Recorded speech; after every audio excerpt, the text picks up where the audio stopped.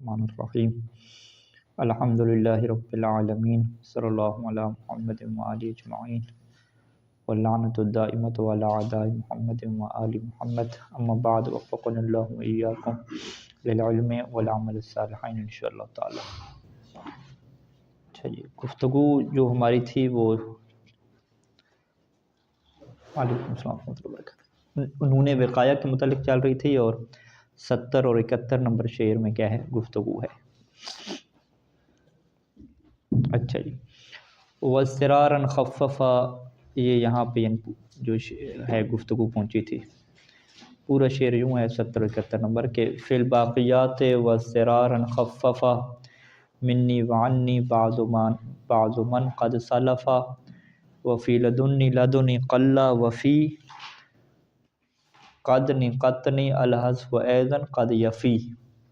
قد یفی کے بعد لفظ یفی ہمیں لکھنا پڑے گا، اس نسخہ میں کیا ہے، نہیں لکھا ہوا، جو کہ موجود ہے۔ مطلب جو ہے وہ یہی ہے کہ نون وقایہ جو پہلے دو اشعار میں پیش کی گئی، وہاں پہ نون وقایہ جو ہے وہ مفعول واقع ہو رہی تھی، ضمیر منصوب کیا ہوتی تھی، اور فعل کے ساتھ ہوتی تھی، یا جو ہے وہ حروف مشبہ بالفعل کے ساتھ ہوتی تھی۔ ابھی جو دو شعر ہیں اس میں من اور ان یعنی حروف کی بات ہے، جو حروف مشبہ بالفعل کے علاوہ ہیں، اور لدن، قدنی اور قطنی کی بات ہے۔ لدن، قط اور قط یہ سارے کہیں اسماء ہیں، ٹھیک ہے، اور قد اور قط کہیں یہ اس میں فعل ہیں، جو کہ حسبی کے کہہ معنی میں ہوتے ہیں، کافی ہونے کے کہہ معنی میں ہیں کہ۔ شعر کا ترجمہ جو ہے وہ واضح ہے کہ اضطراراً خففا، اضطراراً مفعول لاجلہ مقدم کرنے کا، خففا کا، خففا میں جو ہے وہ الف اطلاق ہے شعر والی، اور خففا کا جو فاعل ہے وہ من قد سلفا یہ بنے گا، یعنی سیدھی عبارت اگر ہم یوں کریں تو من قد سلفا، نہیں خففا پہلے رکھیں گے، خففا من قد سلفا، بلکہ من سے پہلے بھی جو بعضو ہے، بعضو کیا ہے، خفا کا کیا بنے گا، فاعل بنے گا، یعنی خففا بعض من قد سلفا منی وعنی اضطراراً، کہ بعض من قد سلفا کہ جو گزشتہ لوگ ہیں، جو متقدمین ہیں، ان میں سے بعض لوگوں نے جو ہے وہ تخفیف کی ہے۔ کس کی تخفیف کی ہے؟ منی اور انی کی۔ اور یہ تخفیف کیوں کی ہے؟ اضطراراً، اضطرار کی وجہ سے کی ہے۔ اضطرار ہم کسے کہتے ہیں نحو میں؟ اضطرار کہتے ہیں شعر کو، ضرورت شعری۔ جب ضرورت شعری آ جاتی ہے اور وزن کو ٹھیک کرنا مقصود ہوتا ہے تو اسے کیا کہتے ہیں کہ یہ اضطراری کیفیت آ گئی ہے۔ اور خفف اور تخفیف کسے کہتے ہیں؟ یہ تشدید کے کیا ہوتا ہے، مقابلے میں ہوتا ہے، کہ جب آپ تشدید کو ختم کرتے ہیں اور سکون لگاتے ہیں تو اس سکون کو ہم کیا کہتے ہیں؟ تخفیف کہتے ہیں۔ یعنی منی اور انی میں کیا ہے جی، منی اور انی میں انہوں نے کیا کیا جی، نون کو مشدد نہیں پڑھا، ٹھیک ہے جی، بلکہ کیا پڑھا ہے، مینی پڑھا ہے، منی نہیں پڑھا، مینی پڑھا ہے۔ اور انی میں بھی کیا ہے جی، نون کو مشدد نہیں پڑھا بلکہ انی پڑھا ہے۔ تو مشدد نہ پڑھنا اور ساکن کیا نام ہے، مشدد نہ پڑھنا اور ڈائریکٹ یا لگا دینا، اس کے کیا مطلب ہے کہ نون وقایہ کو وہ لے کر نہیں آ رہے، ٹھیک ہے، انہوں نے ڈائریکٹ کیا کیا جی، یا کو اس کے ساتھ لگا دیا، جو یا کیا واقع ہو رہی تھی، مجرور واقع ہو رہی تھی۔ اور اگر وہ نون وقایہ کو لے کر آتے ہیں تو پھر دو نونیں بن جاتی ہیں، تو اس وجہ سے وہ کیا پڑھیں گے، تشدید کیا پڑھیں گے۔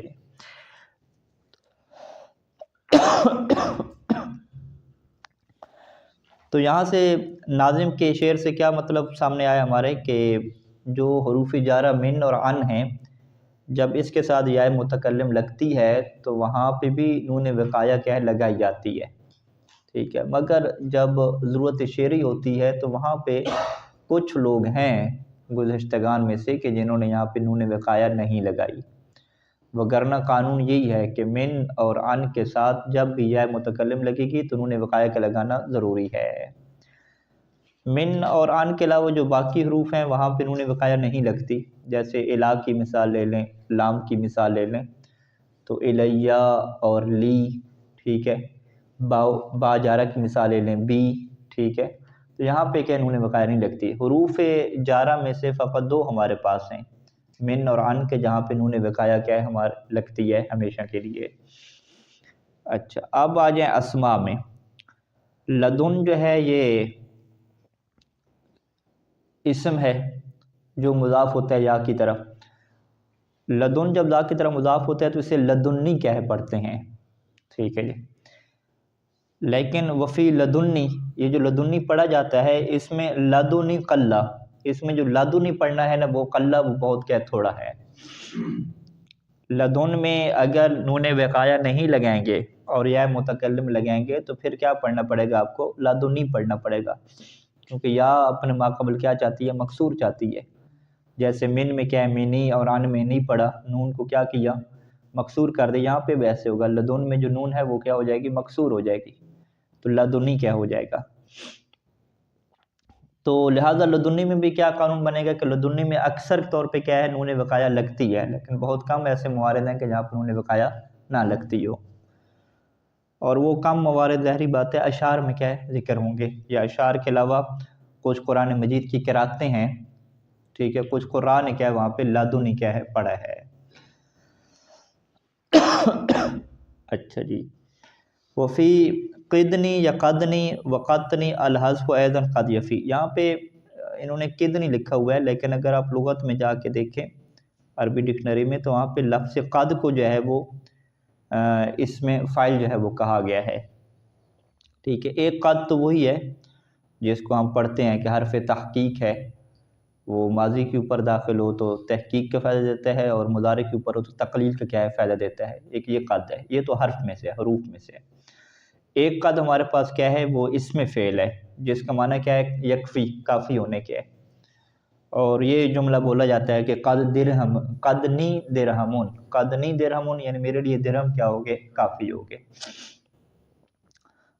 قط بھی جو ہے ویسی ہے، اسم فعل ہے، یکفی کے معنی میں آتا ہے. قطنی درہمون بولیں گے، قطنی کتابن بولیں گے تو میرے لیے کتاب کافی ہوگی، درہم میرے لیے کافی ہوگے. تو یہ جملے کیا بولے جاتے ہیں. تو لہذا لغت کے مطابق اگر ہم دیکھیں کہ جو ہمیں چیز ملی تو اس شعر کو ہم کیسے پڑھیں گے جی؟ قدنی وقتنی الحذف ایضا قد یفی. قد یفی یعنی کبھی آتا ہے، الحذف کبھی حذف آتا ہے.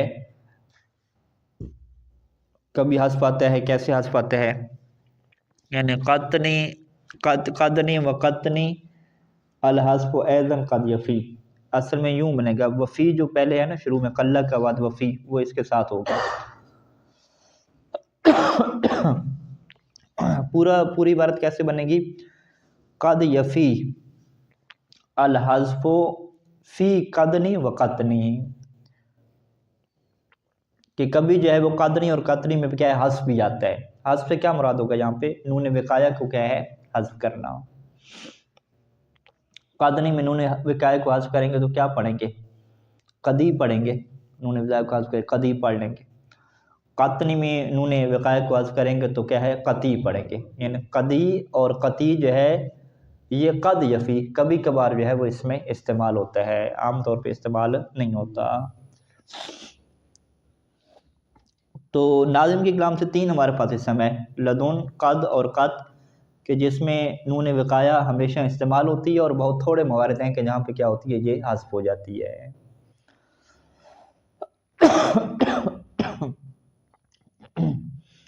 اچھا جی، اس کی شرح میں کیا ہے آج؟ یہاں پہ اس کی شرح ہے کہ وَإِذَا كَانَتِ الْيَاءُ مَجْرُورَةً، جب یا متکلم مجرور ہوگی. یا متکلم مجرور یعنی اس سے پہلے حروف جارہ ہوں گے، یا ایسے اسماء ہوں گے جو اس کی طرف مضاف ہو رہے ہوں گے. فلا بد معہما من النون، پھر تو من اور عن کے ساتھ نون وقایا کا ہونا کیا ہے؟ ضروری ہے. یعنی من اور عن اگر حروف جارہ میں سے ہوں گے تو نون وقایا لگنا ضروری ہوگا. منی اور عن پڑھیں گے. الا فی ما نادر من انشاد بعض الناحوین، انشاد کسے کہتے ہیں؟ شعر کہنا. مگر یہ نادر ہے بعض ناحویوں کو کیا ہے؟ اشعار کہنے میں. بعض ناحویوں نے اس طرح کا شعر کہا ہے تو وہ نادر ہے. انہوں نے یہ شعر کہا ہے کہ ایھا السائل عنہم وعنی لست من قیس ولا قیس منی. تو یہاں پہ یہ کہا جاتا ہے کہ اس شعر کا وزن جو ہے وہ طبی صحیح بنتا ہے کہ جب انی اور منی کی بجائے کیا پڑھیں، انہم وانی ولا قیس منی، یوں کر کے بغیر تشدید کے پڑھیں۔ بغیر تشدید کے پڑھنے کا کیا مطلب ہوگا کہ نون وقائع کو ہم نہیں لگائیں گے، تو تب کیا ہے اس کا وزن درست بنتا ہے۔ تو لہٰذا ایک شعر یہ ایک شاہد بن جائے گا ہمارے پاس کہ من اور ان کے ساتھ نون وقائع نہیں لگی، اس کے بغیر کیا آیا ہے، تو یہ نادر کیا کہلائے گا، شاذ کہلائے گا۔ اچھا، لدن کے اندر کیا ہے کہ فل اکثر فیہ الحاق نون، اس میں اکثر آپ کو یہی ملے گا عربی میں کہ نون لگتی ہے، وقد لا تلحق، اور کبھی نون نہیں لگتی۔ کا قرات نافع، نافع نے اس آیت کو جو لدنی آیت میں لکھا ہوا ہے ہماری قرات کے مطابق من لدنی عذرا، اس کو کیا پڑھا ہے، من لدنی عذرا پڑھا ہے، ٹھیک ہے جی۔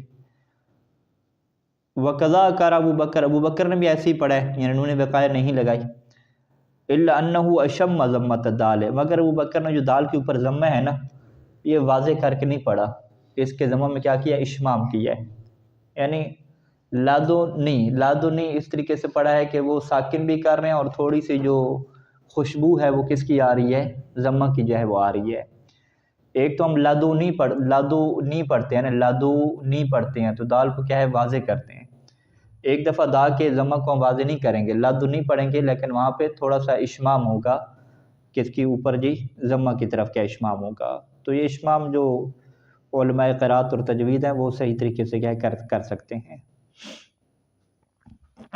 اچھا، قد اور قد کے متعلق آج، اما قد و قد جو اس میں فعل ہیں، اس میں کیا ہے، عکس ہے، فبالعکس من لدن، لدن کا کیا عکس ہے، لأن قدی و قطی فی کلامہم اکثر من قدنی و قطنی، ٹھیک ہے جی۔ لدن میں تو اکثر کیا ہے، نون آتی ہے، لدنی استعمال ہوتا ہے، لیکن ابن ناظم کے بقول کہ جو قد اور قط ہے اس میں نون کا آنا کیا ہے، تھوڑا ہے، اور نون کے بغیر کا آنا کیا ہے، زیادہ ہے۔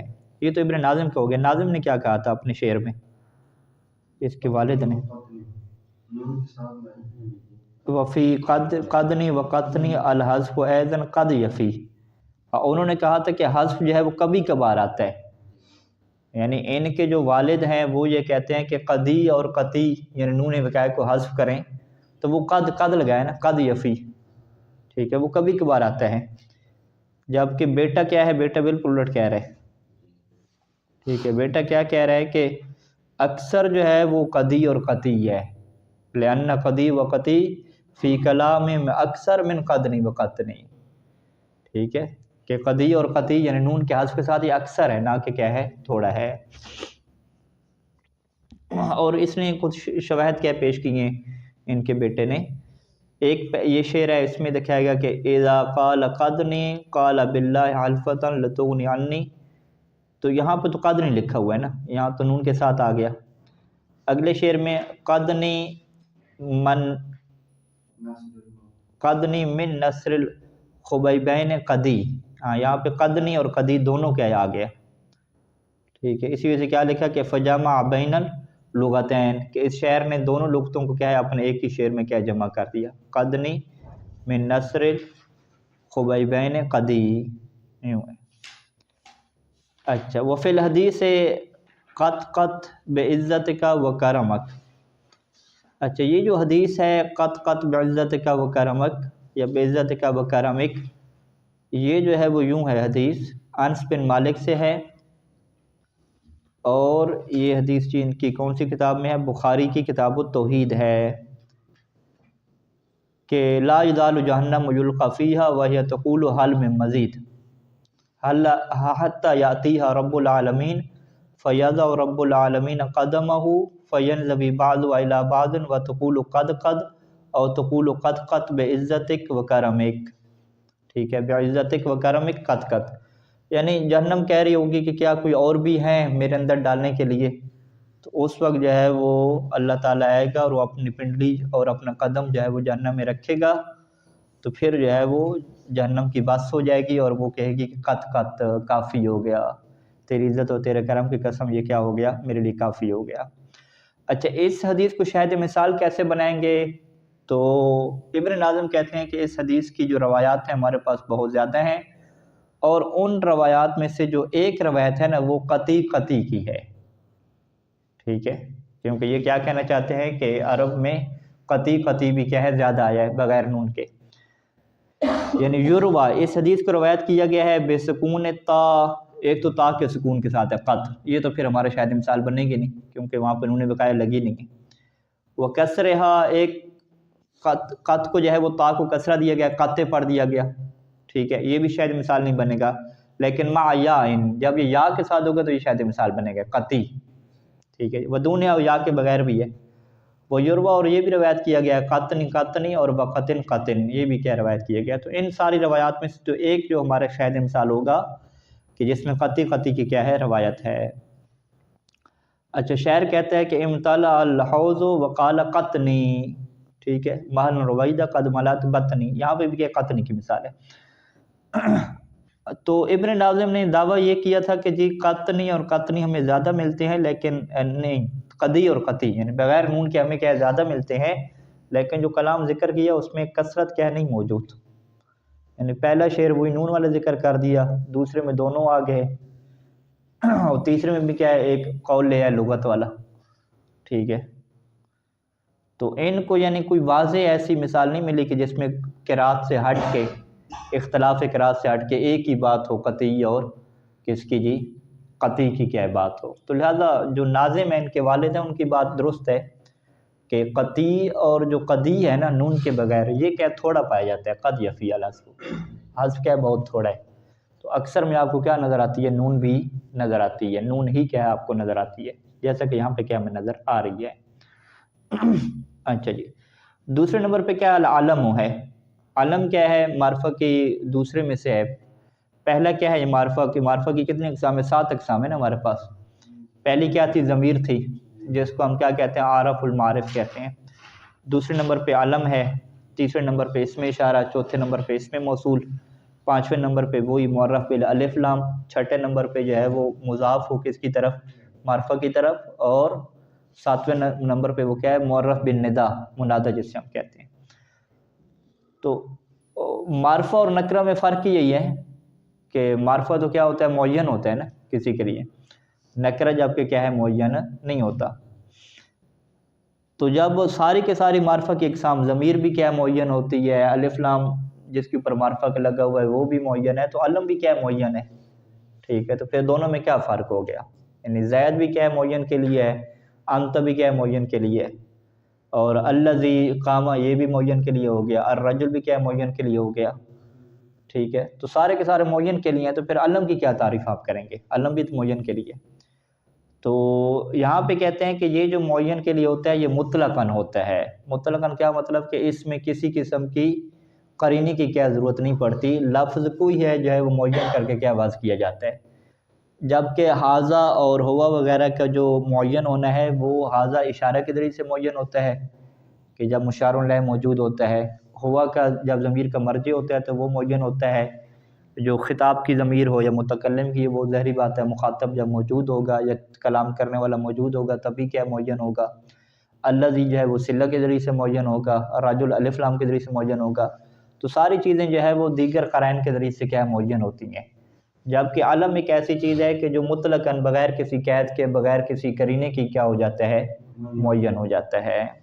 تو اسی وجہ سے 72 اور 73 نمبر شعر میں آپ دیکھیں گے کہ تعریف علم کی یہی کی ہے کہ اسم یعین المسمى مطلقا علمہ کجعفر وخرنقا وقرن وعدن ولاحق وشذق من وحیلۃ وواشق، کہ اسم وہ اسم، یہ موصول ہو گیا، یعین المسمى یہ کیا ہے اس کی صفت ہوگی، ایسا اسم جو مسمى کو معین کرے مطلق طور پہ، موصول صفت ہو گئی، آگے کیا اس کی خبر آ گئی ہے تو علمہ، تو وہ اس مسمى کا کیا بن جاتا ہے، علم بن جاتا ہے.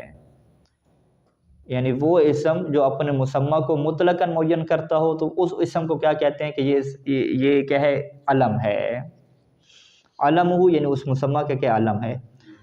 یہاں پہ بہت ساری مثالیں دی ہیں جس کو ابن ناظم واضح کریں گے کہ کچھ مثالیں جو ہیں وہ مردوں کی ہیں جیسے جعفر ہے، کچھ خواتین کی ہیں، کچھ قبیلوں کی ہیں، کچھ گھوڑوں کی ہیں، کچھ قبیلوں کی ہیں. تو وہ تفصیل کیا اس کی آ جائے گی. اچھا سب سے پہلے جو ہے وہ ناظم یہ کہتے ہیں کہ اگر آپ علم کو معنی کے اعتبار سے دیکھیں تو معنی کے اعتبار سے اس کی دو قسمیں، العلم عند النحویین علی ضربین، دو اس کی قسمیں، ایک علم شخصی اور علم جنسی۔ یہ کس اعتبار سے تقسیم کی گئی ہے؟ معنی کو معین کرنے کے اعتبار سے، معنی کے تشخص کے اعتبار سے۔ فالعلم شخصی، علم شخصی کی جو بھی یعنی 72 نمبر شعر میں تعریف کس کی ہے؟ علم شخصی کی ہے، علم جنسی کی یہاں پہ تعریف نہیں کی۔ علم جنسی کی تعریف کیا بعد میں ابن ناظم خود بیان کریں گے۔ علم شخصی اسے کہتے ہیں کہ هو الدال علی معین مطلقا، جو معین کے اوپر دلالت کرے، مطلقاً، مطلق کیا تفسیر کر رہے ہیں؟ یعنی بلا قید، بلا قید کا کیا مطلب؟ یعنی بل بمجرد وضع لفظ لہو، کہ فقط اس لیے، مجرد یعنی فقط اس لیے کہ وضع لفظ سے آپ نے لفظ کو وضع کیا کس کے لیے؟ لہو، لہو کی ضمیر کدھر جائے گی؟ مسمى، کہ جیسے ہی مسمى کے لیے لفظ کو وضع کریں گے تو یہ لفظ کا وضع کرنے کیا ہے؟ علی وجہ، اس طریقے سے ہوگا کہ منع شرکت فی ہے، کہ اس کے اندر شرکت کیا ہو جائے گی؟ ممنوع ہو جائے گی، یعنی لفظ کو وضع کرنے سے ہی، فقط لفظ کو وضع کرنے سے شرکت ممنوع ہو جائے گی، باقی کسی اور چیز کی ہمیں ضرورت نہیں پڑے گی۔ اچھا، مزید اس کی تفسیر کرتے ہیں کہ یہ جو ہم کہہ رہے ہیں کہ الدال علی معین، یہ کیا ہے؟ جنس کی جگہ پہ ہے، یہ تو کلی بات ہے، یہ تو کیا ہے؟ جنس المعارف، یہ تمام معارف کے لیے کیا ہے؟ جنس ہے، یعنی جتنے بھی معارف ہیں، جتنے بھی معرفہ ہمارے پاس ہیں، اس کے اندر یہی چیز ہوتی ہے کہ وہ معین کے اوپر کیا کرتا ہے؟ دلالت کرتا ہے، جبکہ نکرہ جو ہے معین کے اوپر دلالت نہیں کرتا۔ تو لہٰذا فالدال علی معین آپ کہیں گے تو اس سے علم کی تعریف نہیں ہوگی، فقط کس کی تعریف ہوگی؟ معرفہ کی تعریف ہوگی۔ جب مطلقاً کہیں گے تو یہ پھر کس کا ہو جائے گا؟ خاصۃ للعالم، یہ مطلقاً کس کا خاصہ بن جائے گا؟ علم کے لیے، کہ یمیزہ، کہ جو اسے جدا کر دے گا عن سائر المعارف، باقی معارف سے۔ کیوں؟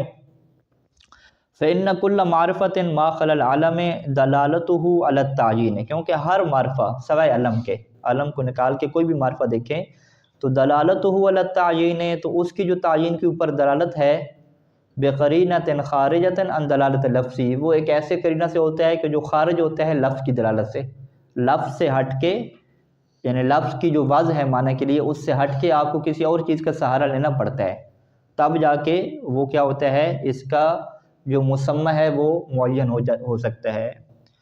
اب وہ جو قرینہ ہے یا تو وہ لفظی ہوتا ہے، جیسے الف واللام اور صلہ ہو گیا، ٹھیک ہے، الف لام اور صلہ کہاں پہ؟ الف لام وہی الرجل میں آتا ہے اور صلہ کہاں پہ آتا ہے؟ موصول میں۔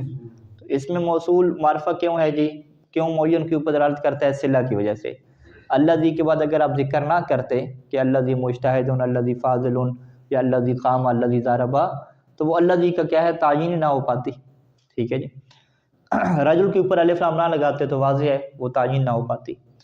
یا جو ہے وہ قرینہ کیا ہوتا ہے جی؟ معنویہ ہوتا ہے، جیسے حضور اور غیبت میں آپ لے لیں،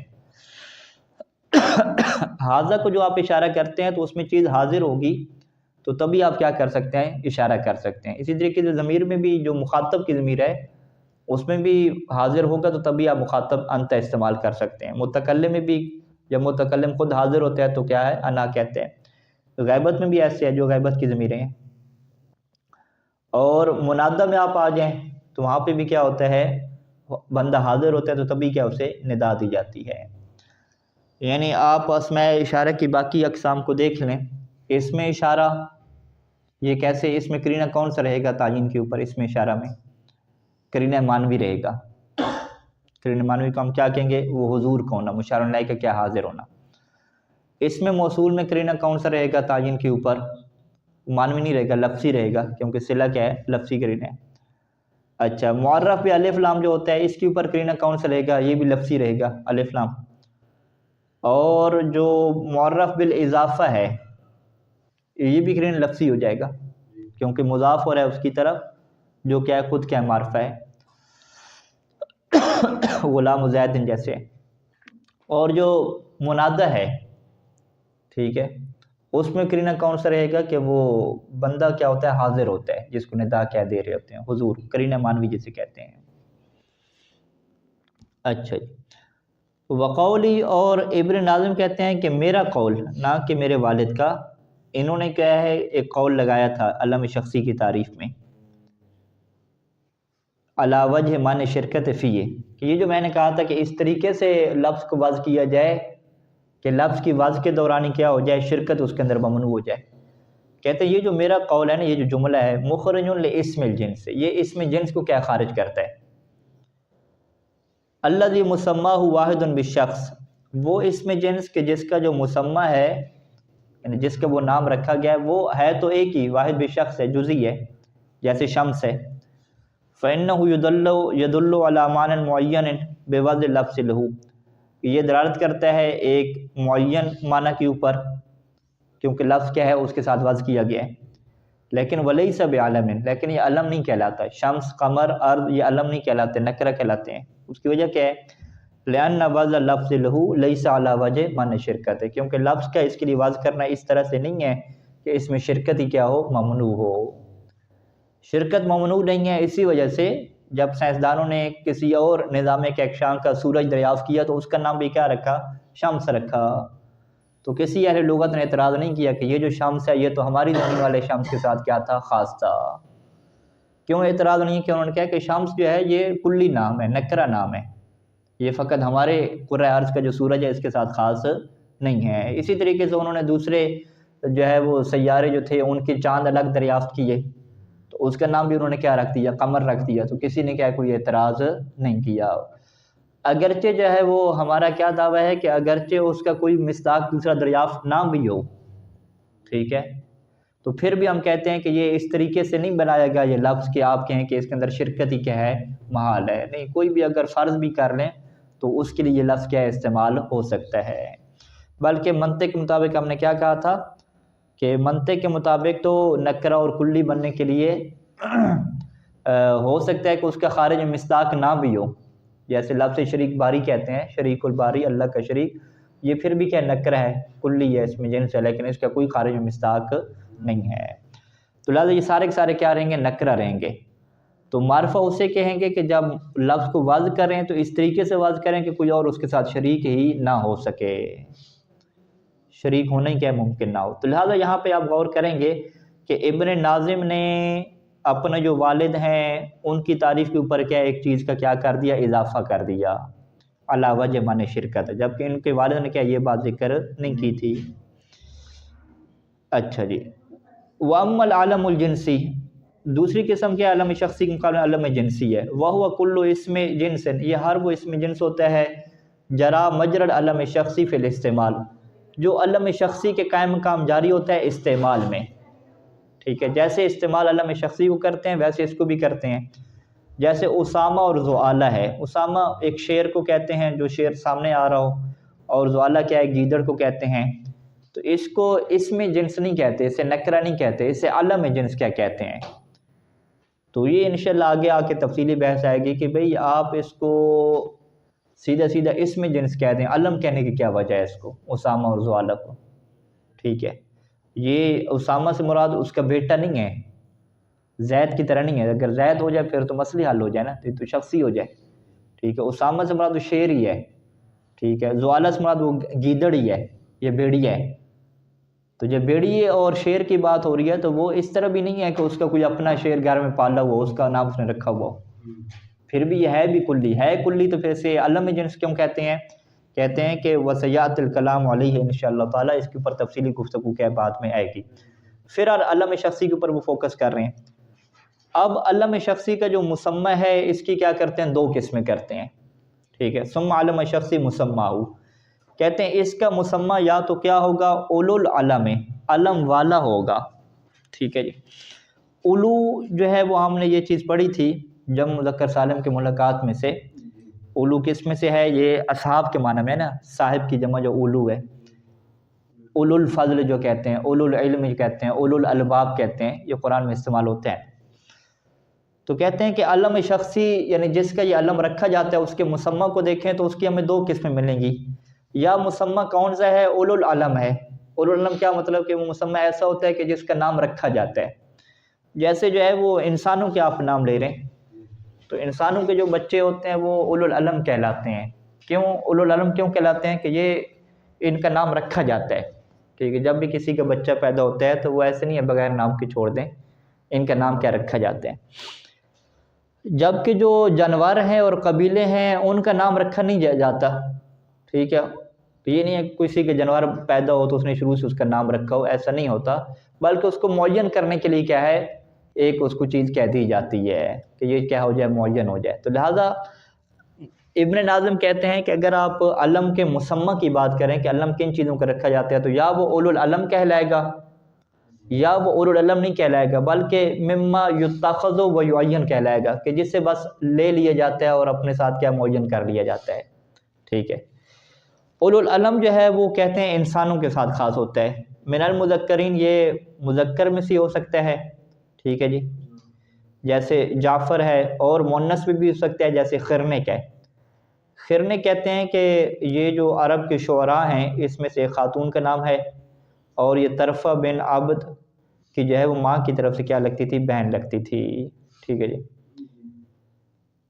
یہ تو کیا ہے؟ اولو العلم ہوگی. وما یحتاج الی تعیینہ مما یتخذ و یؤلف، اور علم شخصی کا جو مسمى ہے وہ دوسرے کون سی کیٹیگری کا ہے کہ یحتاج الی تعیینہ کہ جس کو معین کرنے کی ضرورت پڑتی ہے، مما اور وہ ایسی چیزوں میں سے ہوتا ہے کہ یتخذ و یؤلف کہ جنہیں لے لیا جاتا ہے اور اپنے ساتھ کیا ہے؟ معلوف کر لیا جاتا ہے. معلوف یعنی پالا جاتا ہے، اس کے ساتھ کیا ہے؟ ذہن انسان کا مانوس ہو جاتا ہے، لیکن اسے معین کرنے کی کیا پڑتی ہے؟ ضرورت پڑتی ہے. یعنی یہ نہیں ہے کہ شروع سے جب پیدا ہو رہے ہیں تو معین ہو چکے ہوں، نہیں. یحتاج الی تعیینہ اس کو معین کرنے کی ضرورت پڑتی ہے کیونکہ وہ اولو العلم نہیں ہوتے. اولو العلم جو چیزیں ہوتی ہیں انہیں معین کرنے کی ضرورت نہیں پڑتی کہ آپ کہیں فلاں کا بیٹا فلاں کا بیٹا کیسے معین کروں.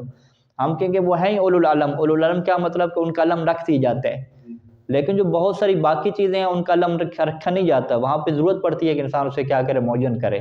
وگرنہ معین کیے بغیر بھی کیا لوگ کام چلا رہے ہوتے ہیں، کوئی ایشو نہیں ہوتا وہاں پہ. یعنی الذی یحتاج الی تعیین یعنی وہ چیز کہ جس کی ضرورت ہے معین کرنے کی، هو الذی وہ چیز ہوتی ہے کہ یتخذ و یؤلف غالباً کہ عام طور پہ ان چیزوں کو پکڑا جاتا ہے. یتخذ یعنی پکڑا جاتا ہے، ویؤلف غالباً اور عام طور پہ وہ چیزیں کیا ہو جاتی ہیں؟ مانوس ہو جاتی ہیں انسان کے ساتھ. وقد نبہ علی ذلک بالامثلۃ المذکورہ انہی دو چیزوں کے اوپر جو ہے وہ ناظم نے متوجہ کیا ہے مثالوں کے ذریعے سے. یعنی شعر انہوں نے لکھا اور مثالیں دی. مثالوں کے اندر راز وہ یہی سمجھانا چاہتے تھے کہ میں علم شخصی کی آپ کو کس میں کیا بتانا چاہتا ہوں. فاعلام اولی العلم اولی العلم کے جو اعلام ہوتے ہیں، اولی العلم یعنی مسمى کو کہتے ہیں، وہ چیزیں کہ جو علم والی ہوتی ہیں. اس کی کتنی قسمیں ہیں؟ جیسے ملائکہ کے نام ہو گئے، جن اور انس کے کیا نام ہو گئے. جعفر رجال میں لے لیں، خرنک خواتین میں لے لیں. اور ومنہا اسی اولو العلم میں سے کیا آتے ہیں؟ اسماء اللہ تعالیٰ، اللہ کے اسماء بھی کیسی میں آ جاتے ہیں. ٹھیک ہے جی. ملائکہ کی مثال ہوئی جبرائیل اور اسرائیل. اسرائیل کا نام تو سب کو یاد ہے. ٹھیک ہے. وعلام ما یتخذ و یؤلف دوسری علام اس چیز کے نام ہوتے ہیں کہ ما یتخذ و یؤلف کہ جنہیں لے لیا جاتا ہے اور اپنے ساتھ کیا مانوس کیا جاتا ہے. ٹھیک ہے. وہ پہلے سے کیا معین نہیں ہوتے. جیسے قبائل کے نام ہیں، ایک قبیلہ بنتا گیا پہلے نام نہیں لکھا، لیکن جب مانوس ہو گئے کہ یہ قبیلہ جو ہے فلاں ہے تو پھر اس کا کیا ایک نام پڑ جاتا ہے. امکنہ جگہوں کے نام بھی ایسے ہی پڑھتے ہیں. خیل گھوڑوں کے نام ہو گئے، اونٹ کے نام ہو گئے، بکریوں کے نام، کتوں کے نام، وما اشبہ ذالک. جیسے قرن جو ہے وہ قبیلے کا نام ہے، عدن جو ہے وہ شہر کا نام ہے، لاحق جو ہے وہ ایک گھوڑے کا نام ہے، شذکم جو ہے وہ جمل کیا ہے؟ اونٹ کا ایک نام ہے، حیلہ جو ہے وہ ایک بکری کا نام ہے، اور واشق کیا ہے؟ ایک کلب کا نام ہے. اب یہ کہاں پہ نام ہے؟ یعنی جو قدیم عرب ہیں اور جس خاندان میں یہ تھے یا جن شعراء کے یہ تھے انہوں نے کیا یہ نام رکھے ہوئے تھے. وقالو اور عربوں کے ہاں یہ محاورہ بھی مشہور ہے کہ باعت عرار بکحل کہ عرار نے کحل کے ساتھ قتل کا بدلہ لے لیا. باعت کا مطلب کیا ہوتا ہے؟ کسی کے بدلے قتل کیا جانا. باعت عرار بکحل یعنمن بقرتین یہاں پہ وہ مراد کیا لیتے ہیں؟ دو گائے مراد لیتے ہیں. تو اس کے حاشیے میں کیا لکھا ہوا ہے کہ عرار اور کحل جو ہے وہ دو گائے تھیں اور دونوں نے کیا ہے آپس میں لڑائی کی، اور لڑائی کرنے کی وجہ سے دونوں جو ہے وہ مر گئیں. ٹھیک ہے جی. کوئی بھی نہیں بچی. تو پھر یہ لوگ جو ہے انہوں نے مثال بنا لی کہ جب دو ٹکر کے لوگ آپس میں لڑتے ہیں، ٹھیک ہے، تو دونوں کیا مرتے ہیں؟ دونوں کیا بچتے نہیں ہیں. دونوں یعنی میچ ڈرا ہو جاتا ہے. ٹھیک ہے. یا تو دونوں سلوک کر لیتے ہیں یا آخر تک لڑتے رہتے ہیں، دونوں کیا مر جاتے ہیں. ٹھیک ہے جی. تو جب دو ٹکر کے لوگ آپس میں لڑتے ہیں تو پھر یہ محاورہ بولا جاتا ہے کہ باعت عرار بکحل. ٹھیک ہے. کہ عرار نے کحل کے ذریعے سے ایک دوسرے کے کیا قتل کا بدلہ لے لیا.